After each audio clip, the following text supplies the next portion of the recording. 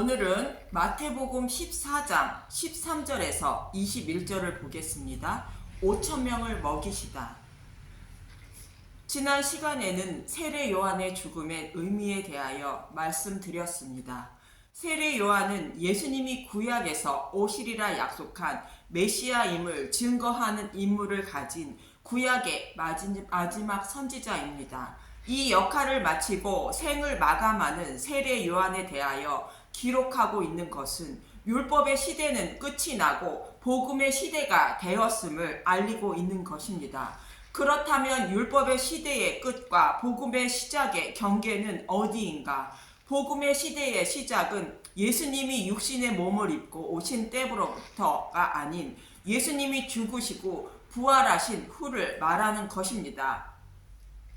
예수님이 죽으시고 부활하심으로 자신의 백성을 양육하기 위하여 준비된 땅에서 그들에게 먹일 생명의 양식이 준비되는 것으로 그때부터 복음의 시대의 시작인 것입니다. 예수님이 죽으시고 부활하기 전에 예수님의 사역은 구약에서 신약으로 나아가는 경계의 문을 활짝 열어주시는 기간인 것입니다. 이처럼 세례 요한의 죽음은 복음의 시대의 시작을 알리고 있는 것인데 예수님은 자신이 죽으시고 부활하신 후인 복음의 시대를 오병이어 기적을 통하여 어떻게 말씀하고 있는 것일까? 본문 13절을 보겠습니다. 마태복음 14장 13절 5,000명을 먹이시다. 예수께서 들으시고 배를 타고 떠나사 따로 빈들에 가시니 무리가 듣고 여러 고을로부터 걸어서 따라간지라.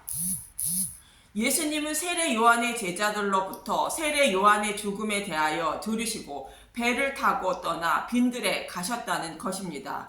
빈들은 황량한 땅인 광야를 말하는 것으로 자신의 백성을 양육하기 위하여 준비된 땅을 상징하는 말입니다. 예수님이 자기 백성이 사는 땅에 오셨는데도 아무도 알아보지 못하고 기적과 이적을 행하시며 복음을 전파하셔도 예수님을 영접하지 않았던 것입니다. 이 모습이 바로 구약의 모습으로 율법 시대를 말하는 것입니다. 그런데 세례 요한의 죽음으로 율법 시대는 끝이 났고 이제 복음의 시대가 시작되었던 것으로 자신의 백성을 양육하기 위한 곳으로 예수님은 배를 타고 떠나시고 무리들이 여러 고을에서 걸어서 예수님을 따라갔다는 것입니다. 마치 이스라엘 백성이 광야에서 모세와 살다가 여호수아에게 인도되고 2000규빗 앞서 요단강을 건너가는 언약궤의 뒤를 이스라엘 백성이 걸어서 언약궤를 따라가는 모습이 연상되지 않으십니까?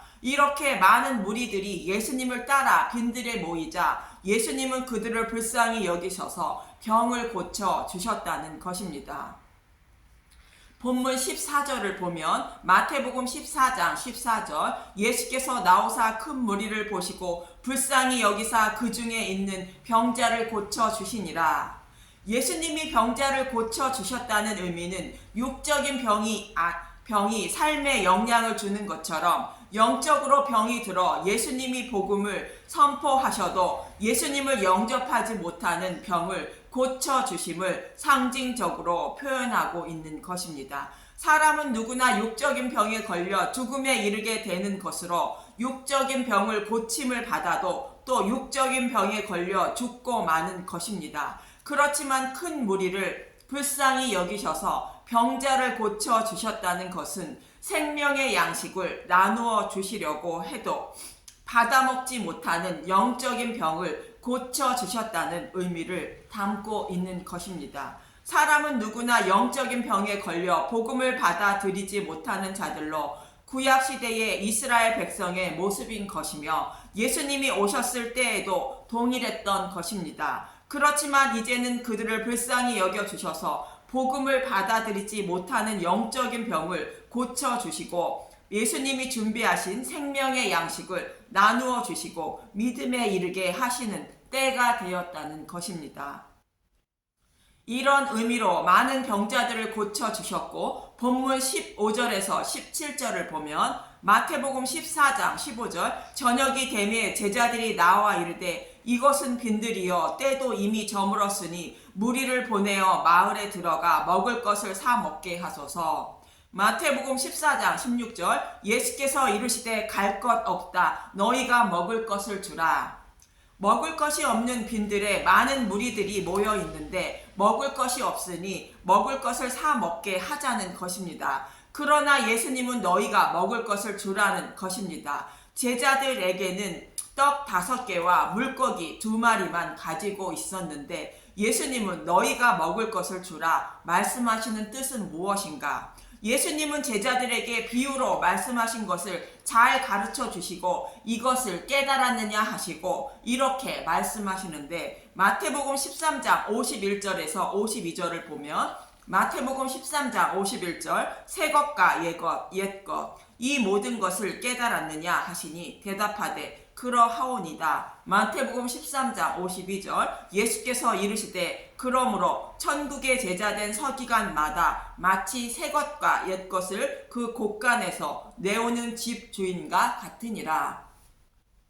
예수님의 가르침을 받아 복음의 말씀을 깨달은 자들은 해야 할 일이 있다는 것으로 새 것과 옛 것인 율법과 복음을 가지고 예수에 대하여 잘 가르쳐 주어야 한다고 말씀하신 것입니다. 이제 그때가 되었다는 것으로 복음을 전하면 예수님을 영접할 수 있도록 영적인 병을 고쳐 주었으니 깨달은 복음을 전하여 주라는 말씀인 것입니다. 새로운 시대인 복음의 시대가 되었다는 것입니다. 그래서 말씀을 맡은 자들은 구약을 꺼내어 예수를 전해야 하고 신약을 꺼내도 예수를 전해야 하는 것이며 듣는 사람들도 예수에 관한 복음만 들어야 하는 것입니다. 그런데 제자들은 예수님이 말씀하시는 말씀의 뜻을 알지 못하고 떡 5개와 물고기 2마리 뿐이라 말합니다. 본문 17절을 보면 마태복음 14장 17절 제자들이 이르되 여기 우리에게 있는 것은 떡 5개와 물고기 2마리 뿐이이다.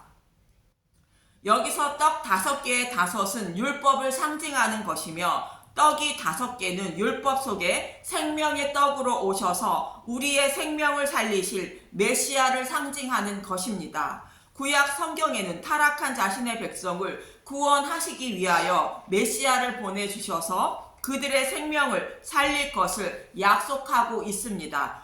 그 약속대로 오신 메시아가 예수님임을 말씀하고 있는 것이 떡 5개의 의미인 것입니다. 그리고 물고기 2마리라는 것은 두 증인의 의미로 예수님이 약속하신 메시아임을 확실히 증거하고 있다는 의미로 물고기 2마리라 말하는 것입니다. 성막의 지성소 안에 있는 시은자 위에 두 그룹이 날개를 펴고 있는 모습처럼 그리고 제자들이 복음을 전할 때에 둘씩 짝을 지어 보내는 것처럼 복음을 확실히 증거하는 의미를 가진 것입니다. 그리고 예수님의 무덤에도 두 천사가 있는 모습과 같은 것으로 예수님이 약속하신 메시아임을 확실히 증거하고 있는 것이 물고기 2마리의 의미인 것입니다. 이렇게 떡 5개와 물고기 2마리는 생명의 떡이신 예수님을 곧 복음을 상징하는 것입니다. 요한복음에서는 떡 5개와 물고기 2마리를 한 아이가 가지고 있는 것이라 말하는데 본문에서는 그 말씀을 빼고 우리가 가지고 있는 것이라 말하고 있는 것입니다. 제자들은 예수님이 비유를 잘 설명하여 주셔서 이러한 복음을 가지고 있었던 것을 말하는 것으로 예수님은 제자들에게 그 복음을 나누어 주라 말씀하셨는데 제자들은 아직 자신들이 복음을 가지고 있음을 모르고 있는 것입니다. 이처럼 제자들은 예수님의 말씀을 알아듣지 못하고 있는데 본문 18절에서 19절을 보면 마태복음 14장 18절 이르시되 그것을 내게 가져오라 하시고 마태복음 14장 19절 무리를 명하여 잔디 위에 앉히시고 떡 5개와 물고기 2마리를 가지사 우리를 우러러 축사하시고 떡을 떼어 제자들에게 주심에 제자들이 무리에게 주니 예수님은 떡 5개와 물고기 2마리를 가지사 하늘을 우러러 축사하셨다는 것입니다. 여기서 축사하시고는 율로게오라는 헬라어로 축복하다, 감사하다, 찬양하다의 뜻을 가진 것으로 백성에게 먹일 생명의 떡을 준비하여 주시고 제자들에게 알고 깨닫게 하신 것을 하나님께 감사의 기도를 하신 것입니다. 다시 말하면 자신의 백성의 생명을 살리기 위하여 예수님 자신을 보내주셔서 십자가에서 대속하시고 부활케 하심으로 생명의 떡이 되게 하신 것을 제자들에게 알고 깨닫게 하신 것을 감사하는 기도인 것입니다. 오병이어 기적을 기록하고 있는 요한복음 6장을 보면 예수님은 오병이어 기적을 행하시고 광야 이스라엘 백성은 하늘에서 내려준 만나를 먹고도 광야에서 다 죽었지만 예수님은 자신이 하늘에서 내려준 참떡이라 말합니다. 그리고 요한복음 6장 41절에서 42절을 먼저 보면 요한복음 6장 41절 자기가 하늘에서 내려온 떡이라 하심으로 유대인들이 예수에 대하여 수군거려 요한복음 6장 42절 이르되 이는 요셉의 아들 예수가 아니냐 그 부모를 우리가 아는데 자기가 지금 어찌하여 하늘에서 내려왔다 하느냐. 이어지는 49절에서 51절을 보면 요한복음 6장 49절 너희 조상들은 광야에서 만나를 먹었어도 죽었거니와 요한복음 6장 50절 이는 하늘에서 내려오는 떡이니 사람으로 하여금 먹고 죽지 아니하게 하는 것이니라. 요한복음 6장 51절 나는 하늘에서 내려온 살아있는 떡이니 사람이 이 떡을 먹으면 영생하리라. 내가 줄 떡은 곧 세상의 생명을 위한 내 살이니라 하시니라. 예수님이 생명의 떡으로 오셨다는 것으로 예수님의 살과 피인 복음의 말씀을 먹어야 생명을 살릴 수 있다는 것으로 오병이어의 기적의 떡이 생명의 떡인 예수님을 상징하고 있는 것임을 예수님은 말씀하고 있는 것입니다. 그래서 떡 5개는 구약에서 오실이라 약속한 메시아가 예수님이라는 것을 말하고 이 말씀이 확실함을 증거하고 있는 것이 물고기 2마리의 의미인 것입니다. 그리고 예수님은 자신의 백성을 살리기 위한 생명의 떡으로 자신을 보내주신 것을 아버지께 감사의 기도를 하신 것이며 축사하신 떡과 고기를 장정만 5,000명에게 먹이시고 12바구니를 차게 두었다는 것입니다.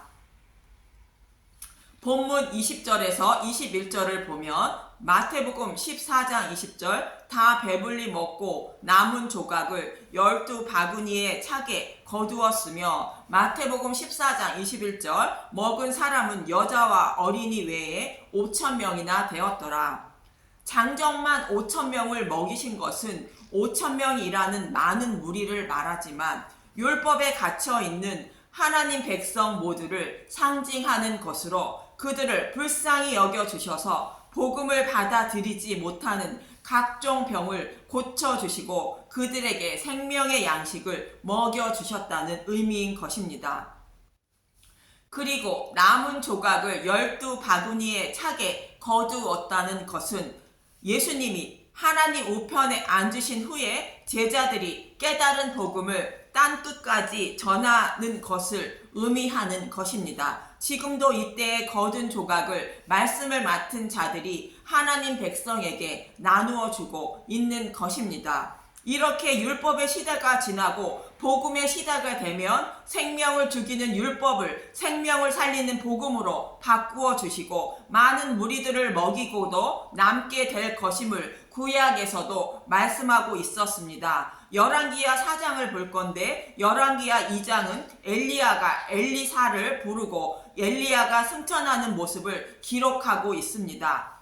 엘리야가 승천하는 것은 예수님의 부활하시고 승천하시는 것을 상징적으로 표현하고 있는 것입니다. 엘리야의 승천은 복음의 시대가 시작되었다는 의미이며 열왕기하 2장 19절 끝절은 엘리사가 물이 나빠 열매를 맺지 못하는 물에 소금을 곧 소금을 넣어 열매를 맺게 하는 기적을 행합니다. 이 모습은 율법을 복음으로 바꾸어 주는 것으로 율법은 구원의 열매를 맺지 못하지만 복음은 많은 구원의 열매를 맺는다는 것으로 예수님이 죽으시고 부활하심으로 율법을 완전하게 해 주셔서 복음으로 많은 열매를 맺을 수 있도록 하는 모습의 모형인 사건인 것입니다.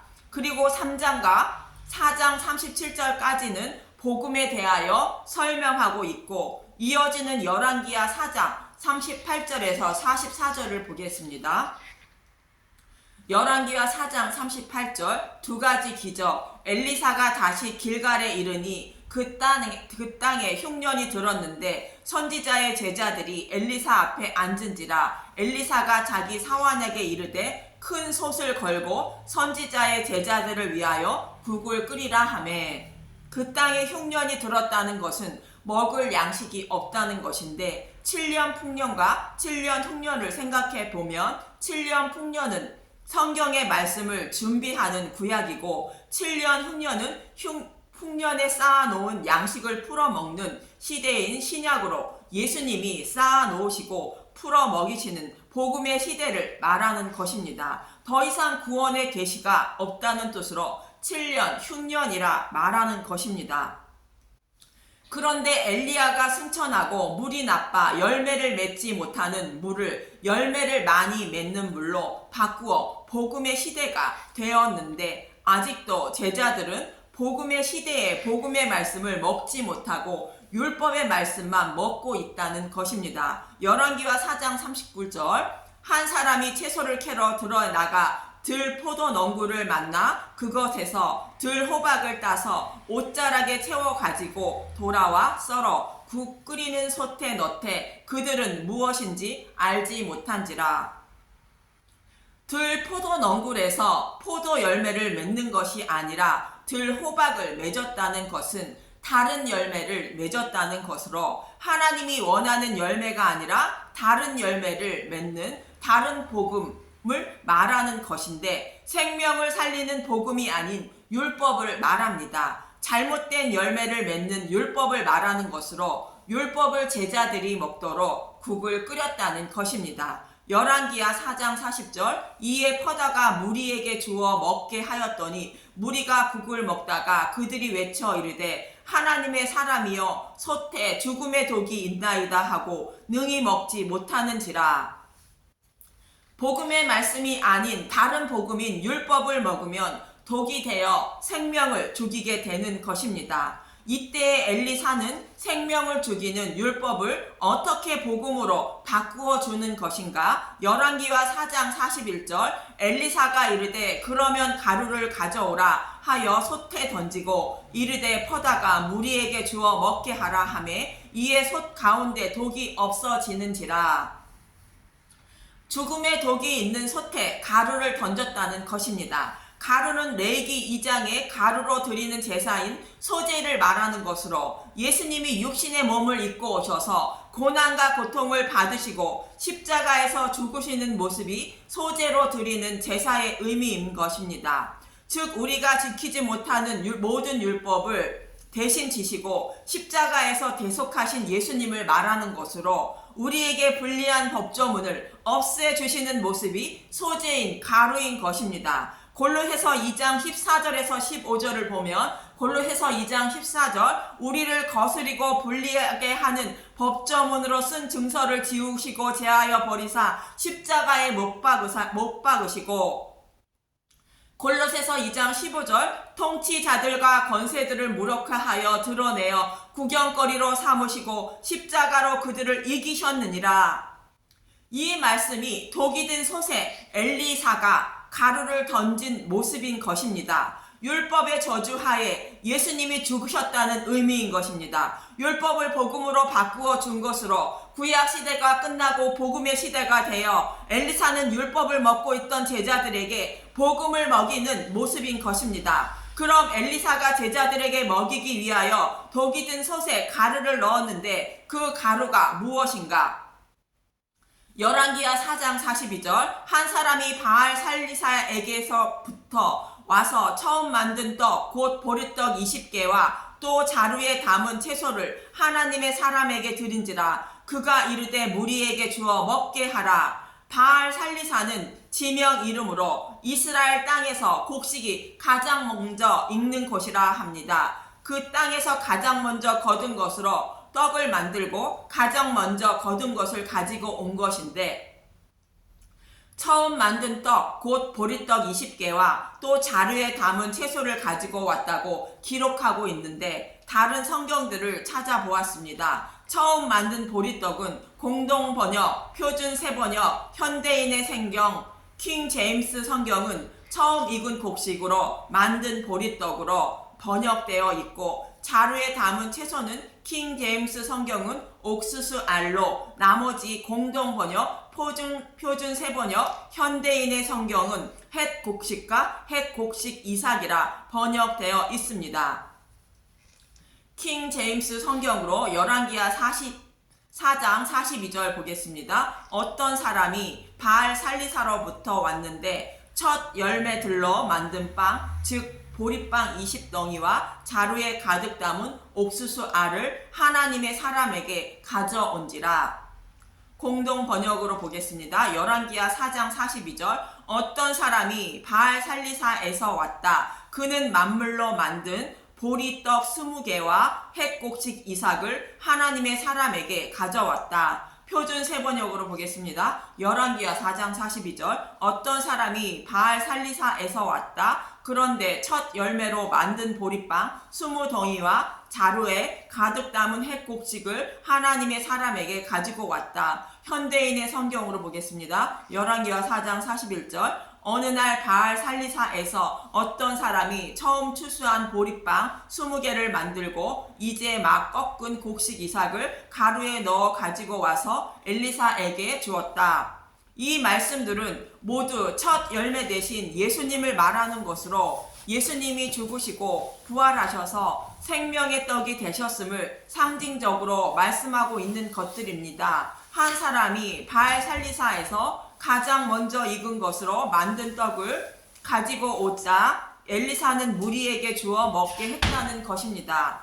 열왕기하 4장 43절 그 사환이 이르되 내가 어찌 이것을 100명에게 주겠나이까 하나 엘리사는 또 이르되 무리에게 주어 먹게 하라. 여호와의 말씀이 그들이 먹고 남으리라 하셨느니라. 처음 익은 곡식으로 만든 떡은 많은 무리에게 먹이지 못하는 적은 양으로 보이지만 많은 무리들을 먹이고 남는다는 것으로 보잘것없는 떡인 복음의 말씀은 천하 만민을 구원하고도 남는다는 뜻입니다. 열왕기하 4장 44절 그가 그들 앞에 주었더니 여호와께서 말씀하신 대로 먹고 남았더라. 오늘 본문의 말씀처럼 먹고 남았다는 것으로 떡 5개와 물고기 2마리인 복음의 말씀은 아브라함에게 약속하신 천하 만민을 충분히 구원하고도 남는다는 말씀입니다. 이처럼 예수님이 행하신 오병이어의 기적은 아무리 복음을 전해도 돌아오지 못하는 구약이 지나가고 이제는 복음의 시대로 택하신 백성이 복음을 듣지 못하고 예수님을 영접하지 못하는 각종 병자들을 고쳐주시고 자세히 가르쳐 주셔서 생명을 살릴 것임을 말씀하고 있는 것입니다. 예수님이 비유로 말씀하신 것을 제자들에게 자세히 설명하심으로 알고 깨달은 것처럼 택하신 천하 만민에게 자세히 가르쳐 주시고 복음을 먹여 주실 것임을 말씀하고 있는 것입니다. 그리고 예수님이 5,000명을 먹이시고 남은 조각을 거둔 것을 나누어 주는 것은 제자들이 행할 일이며 복음을 깨달은 자들이 해야 할 일이라는 것입니다. 이러한 복음의 시대가 되었다는 뜻으로 떡 5개와 물고기 2마리로 5,000명을 먹이시는 기적을 행하신 것입니다. 저와 여러분도 5,000명을 먹이고도 남은 조각을 거둔 12바구니에 담겨있던 복음의 말씀을 나누어 먹고 하나님 백성이 되었음을 잊지 마시고 사랑하는 이웃들에게 남은 것을 전해주며 살아가는 저와 여러분이 되시길 바랍니다. 감사합니다.